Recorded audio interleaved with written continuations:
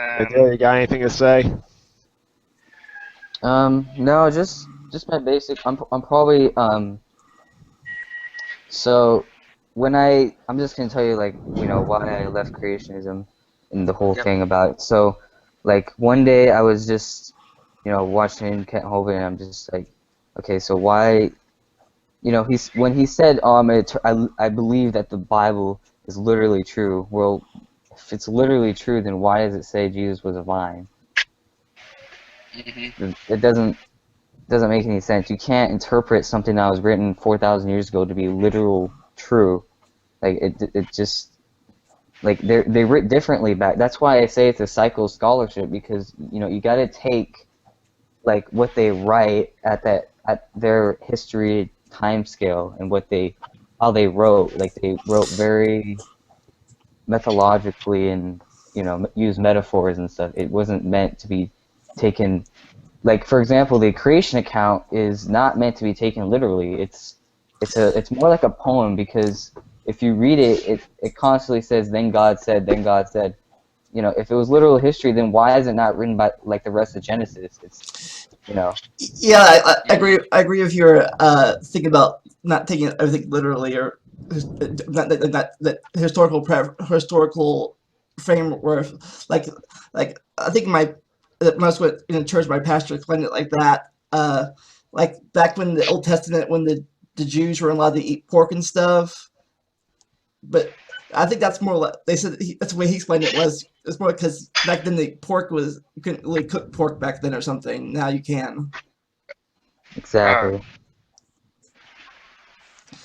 that's that reminds me of like how hard it was for me personally to read the Bible in its entirety because I found it really poorly worded and entirely redundant. Really, it was really hard, even as a Catholic when I was growing up. It was really hard for me to really get any ideas out of the Bible because I just couldn't understand what it was saying. Its Exactly. sentence That's structure and vocabulary was just really off, and I kept wishing that someone could just publish a version of the Bible in modern English. well. What did you read like the King James version or something like that? Because that's like even Um, for me, it's hard to read.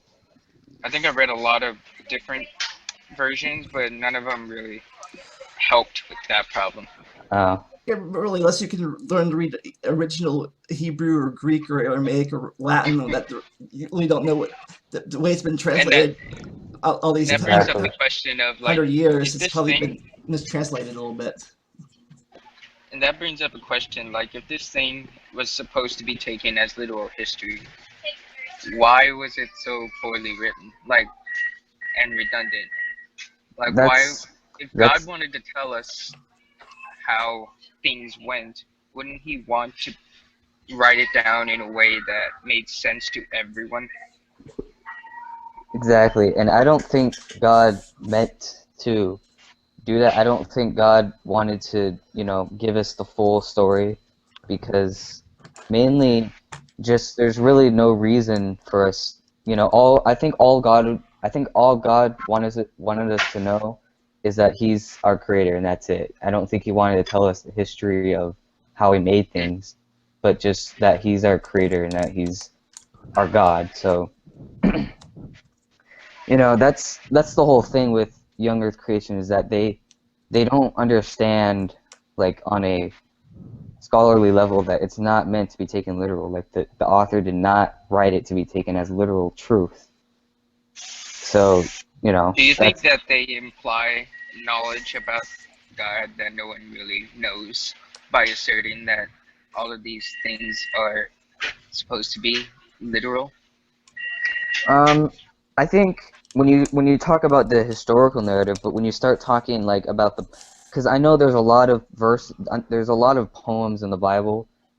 And when you take that literally, it just does not fit with logic because Hmm. it just it doesn't make any sense. Like it just makes it even more confusing for literalists. Yeah. Um, But that still brings up a question for me. Like, how exactly do we know which parts to take literally and which parts to just take figuratively? Because we gotta read it like it's like if it keeps like for example if it keeps on repeating certain phrases, then you know that it's metaphorical. If it talks about a story that is on order and stuff, then you can take it as history. And I know, and when Jesus was on the earth, he used a lot of metaphorical language, like Jesus was a vine, or he was the fruit. No one actually literally believes that, but he used a lot of metaphors. I mean, you can look it up, like how to tell, like That was the Hmm. purpose of the parables. I think it was to tell a story they understood in their language that they understood, but what he was talking about. So like, it wasn't like literally this happened. It was like, hey, Right. imagine this, and uh, It reminds me of that time that Ken Hovind had to deal with all those flat Earth questions, and yeah, it seemed like they were being more literal than Hovind, who claimed to believe that the Bible is literally true. I know. is he could Hovind a flat earther? No, Wait, he's actually not. Just like the one thing we agree on. well, I know Kent Hovind is not a scholar. He got his degree in an unaffiliated school, Yeah, so I don't really. we were reading his dissertation, which was hilarious. Oh, yeah. We had to take several breaks for our brain didn't die.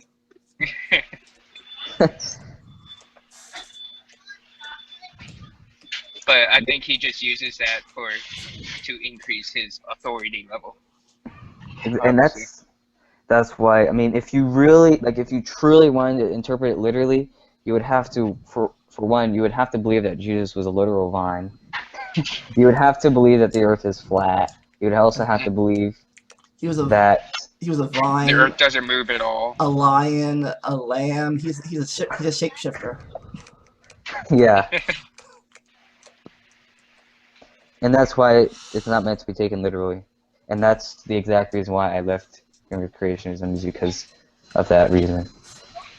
Yeah, they seem to think that they can take these other things as metaphorical, but not the Genesis story for some Yeah. reason.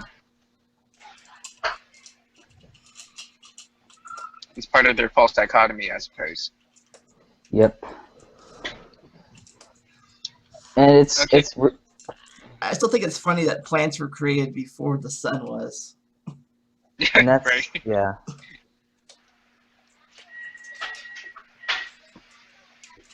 All And right, you that got Earth in was a thing before this the there were oceans. this yeah, before the stars and stuff. Yeah, again, metaphorical. All right, you got any more questions you want to ask me, or we gonna end this? Um, I can't think of any more. Probably. I know when I actually after I left Young Earth Creation, I did a lot of research on evolution, and I found out that there's like a lot. Like I was overwhelmed by the evidence that they have. Like I understand why it's considered a fact. It's because there's so much. Like you got genetics, paleontology, paleobiology, transitional forms. I can.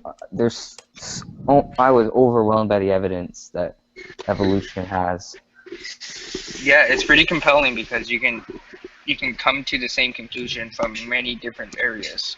Exactly. And the other thing it's funny is that creationists like to, excuse it like, oh, well, that's only proof of microevolution. That's not macro. Well, Oh yeah. if you look at speciation, it actually proves macro, quote macro, even though macroevolution is not really a scientific term, but it still gives proof that, animals do change into, other animals. So, Yeah. Can we get rid of those terms? Because they just like confuse people now. Yeah, I want them to just die.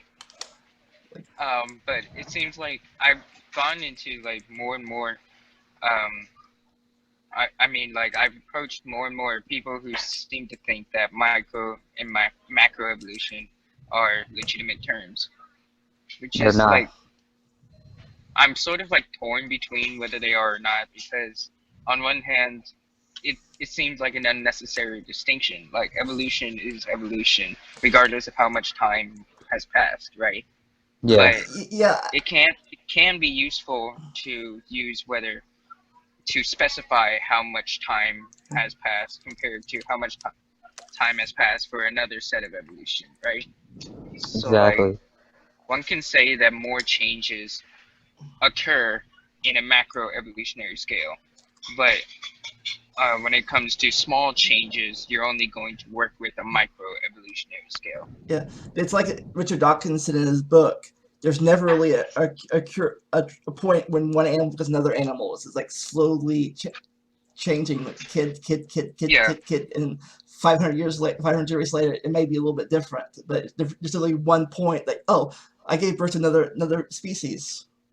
hmm Yeah, Ultimately, it's true that macroevolution is Hang on. just a bunch of micro evolutionary changes, just yeah. building up over time. And you're recording this, right? Yes. Okay, so so if you're a creationist watching this, just know that there is proof of macroevolution. In case you weren't wondering, you can look up speciation, go on Google Scholar. There's, they have observed animals turning into other quote animals, even though there's no real definition of kinds. But yeah, man, I mean, there's plenty of evidence out there that They're animals not do going to change. acknowledge it though. They're not going to acknowledge it because they're so invested into this thing that seems to unite their religion with science, with what Yep, they perceive to be science. That is. So when they say, "Give me the evidence for evolution," they seem to really be saying, "Give me what you think is evolution is evidence for evolution, and I'll show you why you're wrong." They're not really looking for an answer. They're just looking to flex, metaphorically, their exactly. mental gymnastics. Well, I they like to call well they I like think. to call yeah, you can go on, hold on, you can So, sorry.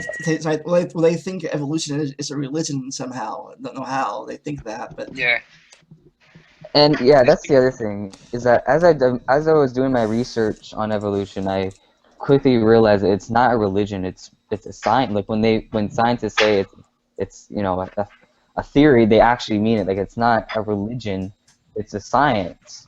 You know, mhm. there's plenty of evidence. I mean, you can literally go look it up, and there's tons of evidence on evolution. Like, oh my gosh. But I mean, it just makes me very like the younger creation is literally using every single argument they use is a straw man. Like you might as well just call them straw man themselves because they can't Yeah, understand like it. all of their arguments hinge on misunderstandings or outdated information instead of them addressing what people are actually saying, which is Exactly. what scientists do. They take modern literature and they try to show why it's wrong. They don't take what we knew 100 years ago, and present